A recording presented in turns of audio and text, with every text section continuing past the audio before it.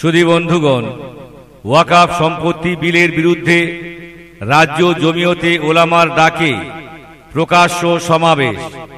স্থান আর এভিনিউ, কলকাতা। আগামী 28শে নভেম্বর বৃহস্পতিবার দুপুর 12টায় পশ্চিমবঙ্গ রাজ্য জমিয়তে ওলামার ডাকে এই প্রকাশ্য সমাবেশ অনুষ্ঠিত হবে। এই প্রকাশ্য সমাবেশে সভাপতি হিসাবে উপস্থিত থাকবেন জনাব মাওলানা সিদ্দিকুল্লাহ চৌধুরী সাহেব, রাজ্য কমিটির সভাপতি।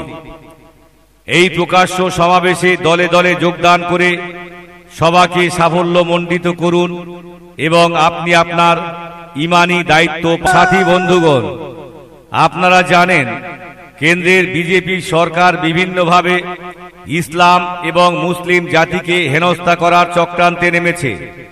কখনো বিজেপি আরএসএস এর এজেন্টরা মহানবী হযরত মুহাম্মদ সাল্লাল্লাহু আলাইহি ওয়াসাল্লামের উপরে কুরুচিকর মন্তব্য করে দেশের মধ্যে সাম্প্রদায়িক উস্কানি দিয়ে স্থিতিশীলতা নষ্ট করার চেষ্টা করছে। মুসলিমদের মসজিদ, দরগা, কবরস্থান বিভিন্নভাবে দখল করার ঘৃণ্য অপচেষ্টা চালাচ্ছে।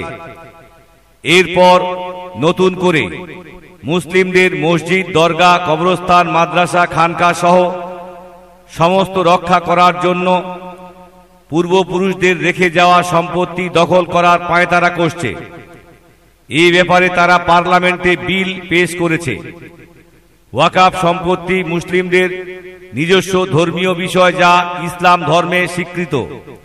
1500 বছর ধরে ওয়াকফের নির্দেশিকা চলে আসছে। ওয়াকফ মুসলিম সমাজের অর্থনৈতিকভাবে সমস্যার সমাধানে যেমন সাহায্য করে, তেমনি বিভিন্ন জনকল্যাণকর কাজের পথকে সুগম করে। প্রস্তাবিত ওয়াকফ সংশোধনী বিলে বিতর্কিত বিষয় রাখা হয়েছে, যা ইসলাম ধর্ম এবং মুসলিম সমাজের প্রবল আপত্তি। এই বিলে ওয়াকফ বিষয়ে ভিন্ন ধর্মাবলম্বী এবং সরকারি সংস্থাকে চাপিয়ে দেওয়ার যে প্রস্তাব করা হয়েছে, তা ধর্মীয় স্বাধীনতায় হস্তক্ষেপের নামান্তর, যা মুসলিমরা কখনোই মেনে নেবে না।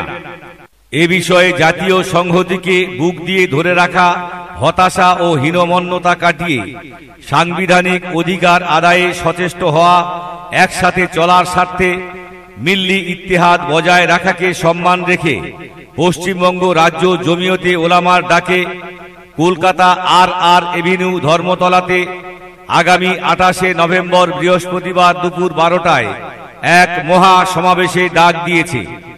উক্ত সভায় সভাপতিত্ব করবেন জমিয়তে ওলামায়ের রাজ্য কমিটির সভাপতি জনাব মাওলানা সিদ্দিকুল্লাহ চৌধুরী সাহেব।